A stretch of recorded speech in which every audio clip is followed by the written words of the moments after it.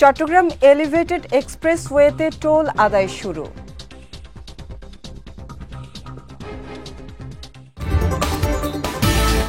এবং নগরীতে পৃথক সড়ক দুর্ঘটনায় 2 জন নিহত।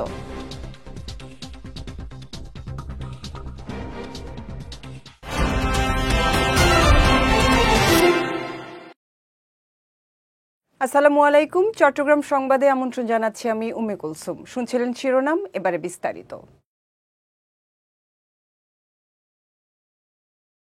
আজ থেকে চট্টগ্রাম শহরের প্রথম এলিভেটেড এক্সপ্রেসওয়ে থেকে টোল আদায় শুরু হয়েছে।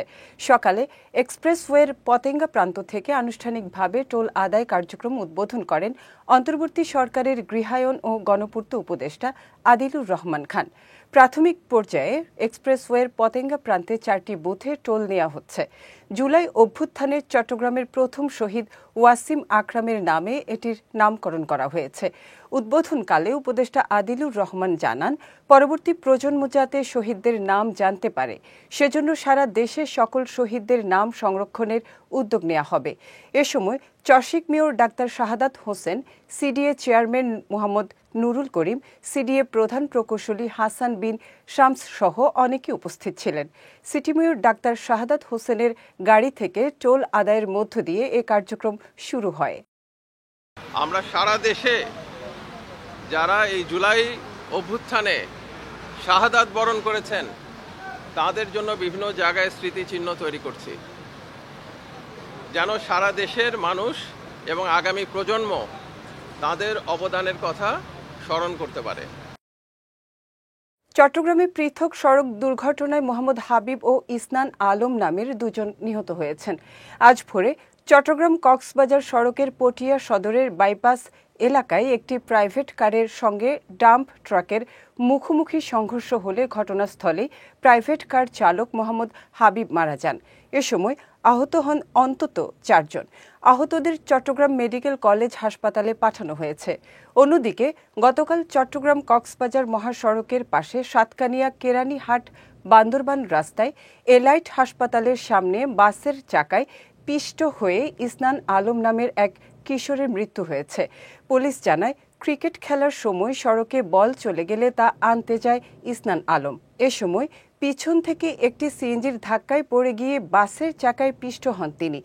এসব ঘটনায় আইনগত ব্যবস্থা নেওয়া হয়েছে বলেও নিশ্চিত করেছে পুলিশ।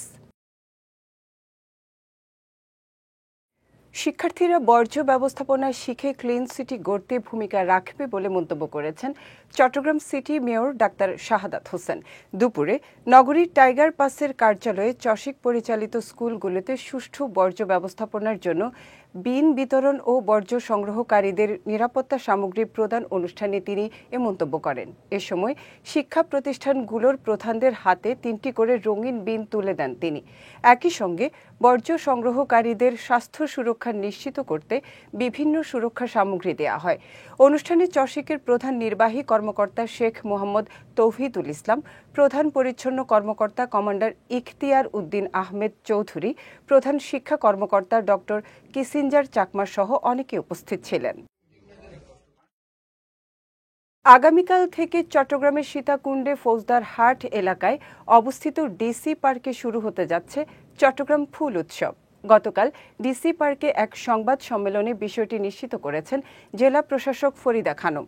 তিনি জানান, মাসব্যাপী এ মেলায় দেশি বিদেশি 136 প্রজাতির 1 লাখেরও বেশি ফুলের গাছ প্রদর্শিত হবে।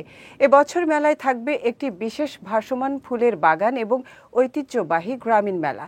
ফুলের সৌন্দর্যে মুগ্ধ হওয়ার পাশাপাশি দর্শনার্থীরা এখানে সাংস্কৃতিক অনুষ্ঠানও উপভোগ করতে পারবেন। মেলায় প্রবেশের জন্য এবার 50 টাকা ফি নির্ধারণ করা হয়েছে। মেলা প্রাঙ্গণ থেকে টিকিট কেনার পাশাপাশি অনলাইনে সংগ্রহের ব্যবস্থাও রাখা হয়েছে। তাছাড়া শহরের টাইগার পাস থেকে মেলা প্রাঙ্গণে যাতায়াতের জন্য পর্যটক বাস ও শাটল বাস পরিষেবা চালু থাকবে।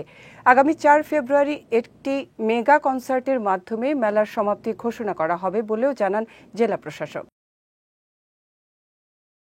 চট্টগ্রামের সীতাকুণ্ডে মীর মোহাম্মদ আরমান হোসাইন নামে স্থানীয় এক শ্রমিক দল নেতাকে রক কেটে ও ছুরিকাঘাতে হত্যা করেছে দুর্বৃত্তরা। গতকাল সন্ধ্যায় উপজেলার জঙ্গল সলিমপুর এলাকায় এ ঘটনা ঘটে। স্থানীয়রা জানায়, ছিন্নমূল এলাকায় একটি চায়ের দোকানে বসেছিলেন আরমান হোসাইন। এ সময় তার মোবাইল ফোনে একটি কল এলে তিনি দোকান থেকে বেরিয়ে পিছনের গলিতে যান। পরে হাত পায়ের রগ কাটা ও শরীরের বিভিন্ন জায়গায় ছুরিকাঘাত সহ আরমানকে খুঁজে পায় স্থানীয়রা। এ সময় তাকে উদ্ধার করে চট্টগ্রাম মেডিকেল কলেজ হাসপাতালে নিলে চিকিৎসক মৃত ঘোষণা করেন। এদিকে এ ঘটনায় তদন্তের মাধ্যমে জড়িতদের খুঁজে বের করা হবে বলে জানিয়েছেন সীতাকুণ্ড মডেল থানার ভারপ্রাপ্ত কর্মকর্তা মুজিবুর রহমান। কক্সবাজারের রামু উপজেলায় বিএনপির অবৈধ আহ্বায়ক কমিটি বাতিল করে নতুন কমিটির ঘোষণার দাবিতে সংবাদ সম্মেলন করেছে নেতাকর্মীরা। গতকাল রামুর সিটি পার্ক সম্মেলন কক্ষে এ সংবাদ সম্মেলন অনুষ্ঠিত হয়। পদ বঞ্চিত নেতাকর্মীরা জানান, সাবেক সংসদ সদস্য লুৎফর রহমান কাজল বৈষম্য সৃষ্টি করে দলের ত্যাগী নেতাদের বাদ দিয়ে উপজেলার 11টি ইউনিয়নের মধ্যে 3টি ইউনিয়ন থেকে বর্তমান সভাপতি সম্পাদক সহ 7 জন বিশিষ্ট আহ্বায়ক কমিটি ঘোষণা করেন। এ সময় অবৈধ কমিটি ভেঙে পদ বঞ্চিত নেতাদের নিয়ে নতুন কমিটি গঠন করার জন্য স্থায়ী কমিটির সদস্য সালাউদ্দিন আহমেদ ও চট্টগ্রাম বিভাগীয় দায়িত্বপ্রাপ্ত আহমদ আজম খানের প্রতি জোর দাবি জানান তারা।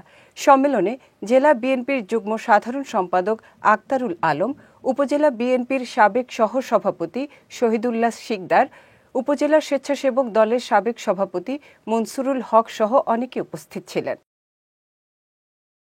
বাংলাদেশ জাতীয়তাবাদী ছাত্রদলের 46তম প্রতিষ্ঠা বার্ষিকী উপলক্ষে চট্টগ্রাম নগরীতে র্যালি অনুষ্ঠিত হয়। গতকাল র্যালিটি নগরীর পলিটেকনিক্যাল মোড় থেকে শুরু হয়ে 2 নম্বর গেট বিপ্লব উদ্যানে গিয়ে শেষ হয়। র্যালির নেতৃত্ব দেন চট্টগ্রাম মহানগর ছাত্রদলের যুগ্ম আহ্বায়ক শহীদুল ইসলাম সুমন। এ সময় দেশ স্বৈরাচার মুক্ত হওয়ায় রাজনৈতিক দলগুলো প্রকাশ্যে রাজনৈতিক কার্যক্রম চালাতে পারছে বলে মন্তব্য করেন বক্তারা। র্যালিতে ছাত্রদলের বিভিন্ন পর্যায়ের নেতাকর্মীরা উপস্থিত ছিলেন। মাদকমুক্ত সমাজ গড়ে তুলতে সবাইকে ভূমিকা রাখার আহ্বান জানিয়েছেন চট্টগ্রাম দক্ষিণ জেলা বিএনপির সাবেক আহ্বায়ক আবু সুফিয়ান। গতকাল নগরীর আতুরার ডিপু মোড়ের একটি ভবনে ওশান 8 বল হান্টার পুল ক্লাবের উদ্বোধনী অনুষ্ঠানে তিনি এ আহ্বান জানান। বলেন, খেলাধুলা মানুষের দেহ ও মনকে সুস্থ রাখে, ফলে সুস্থ জীবন যাপনে খেলাধুলার বিকল্প নেই। অনুষ্ঠানে পুল ক্লাবের স্বত্বাধিকারীরা ওমর ফারুক সুজন, বায়জিদ বোস্তামি থানার ভারপ্রাপ্ত কর্মকর্তা মোহাম্মদ আরিফুর রহমান, মহানগর বিএনপির সাবেক সহ সাধারণ সম্পাদক GM আইয়ুব খান সহ অনেকে উপস্থিত ছিলেন।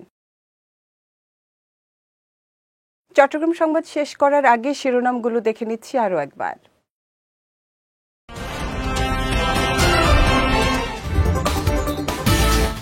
চট্টগ্রাম এলিভেটেড এক্সপ্রেসওয়েতে টোল আদায় শুরু।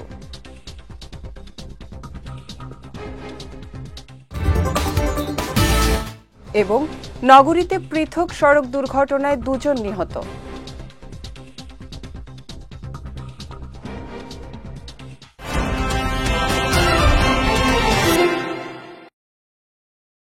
চট্টগ্রাম সংবাদ শেষে আজকের মতো আমি উম্মে কুলসুম আপনাদের কাছ থেকে বিদায় নিচ্ছি। রাত 9টায় আমাদের পরবর্তী বিজয় রাতের সংবাদ দেখার আমন্ত্রণ রইল। এছাড়াও আজকের চট্টগ্রাম সংবাদের ভিডিও দেখতে পারেন আমাদের ইউটিউব এবং ফেসবুক পেজে। আমাদের ইউটিউব হলো youtube.com/bijoytvofficial এবং আমাদের ফেসবুক পেজ হলো facebook.com/bijoytvlimited। এতক্ষণ সঙ্গে থাকার জন্য ধন্যবাদ সবাইকে।